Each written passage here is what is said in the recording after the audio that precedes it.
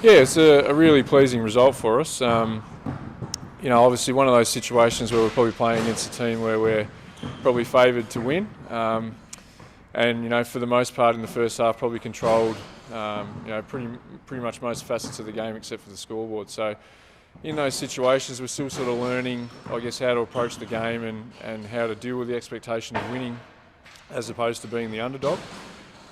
So I guess the message at half time was, we needed to be far more aggressive at both ends and sort of come in and take the game away from them as opposed to waiting for it to come to us. And pleasingly, the girls really responded to that and came out after half time and really turned up the heat defensively, which really converted into us playing some really sizzling basketball on the offensive end and helped us, put a heap of points on the board. So yeah, really pleased with that and onward and upward from here. We talked about third quarters lately. You smashed them in the third quarter. That must have been Yeah, it changed our approach a little bit at half time, got to the girls a little bit quicker and got them out back on the court a little bit quicker as well.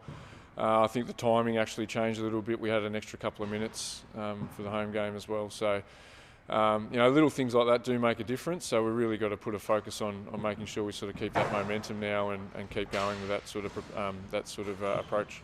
On the back of that, do you feel a win like that does give you some momentum moving forward? Yeah, absolutely. I think you look back to this time last year and we let a couple of those opportunities slip early and it really sort of hurt our season. I think it was even Melbourne Tigers that knocked us off over there where we probably should have won again. So this time around, obviously pleased that we've picked up a couple of wins early and we really feel like we're playing some really good basketball now and you really want to sort of take some more steps forward over the next couple of weeks.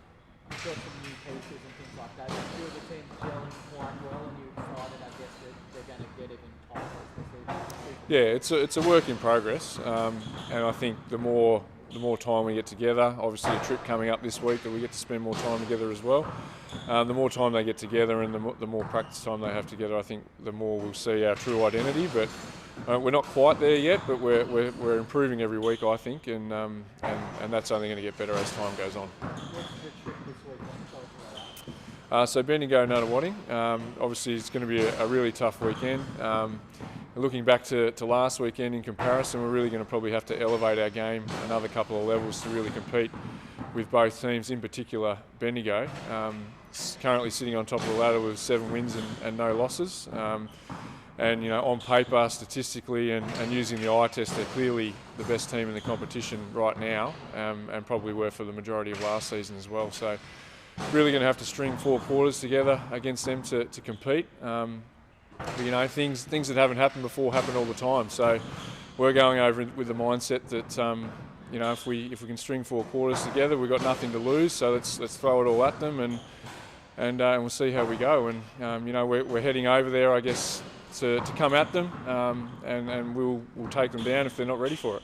Are you happy with how Deliki and Page are linking up as your imports, and then you throw Donald into the mix? Are you happy with where they're at? You put a ceiling on where they can get to? I'm really happy with the combination at the moment. Particularly, it's a really hard matchup for teams to pick up defensively.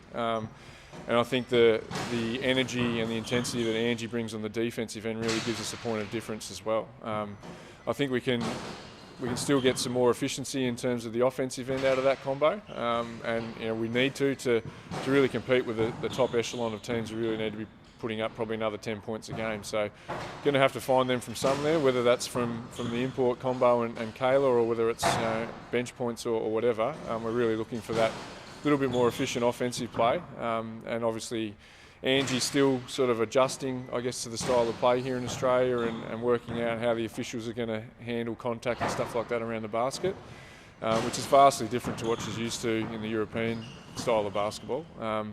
But it's a learning process for her. She's still only a young player, and while she's quite experienced, she's never played in Australia before. So that is a challenge, and we're working through that, and have no doubt that she's going to get better as the season goes along. How big is Taylor being that she exceeded your expectations as to where she might be after having a bit of time out, and she's just come on and Yeah, she's been amazing, to be honest. I think I said last week or the week before, she's we knew she'd be pretty good early on, but really exceeded our expectations at this point of the season. We really thought it'd probably be the back end of the year where she'd sort of find her rhythm, but she's come out and probably one of the premier players in the competition right now, even though she's come off 18 months off. So really impressed with that, and I guess the challenge for us now is to make sure that we can find a little bit more support and try and shave those minutes down a little bit, because I think she's clocking up 37, 38 minutes a game, which is probably a little bit too much, but it's hard to get her out when she's playing so well at the same time. So yeah, really pleased with that, and hopefully we can look after her and keep her at that level for the rest of the season.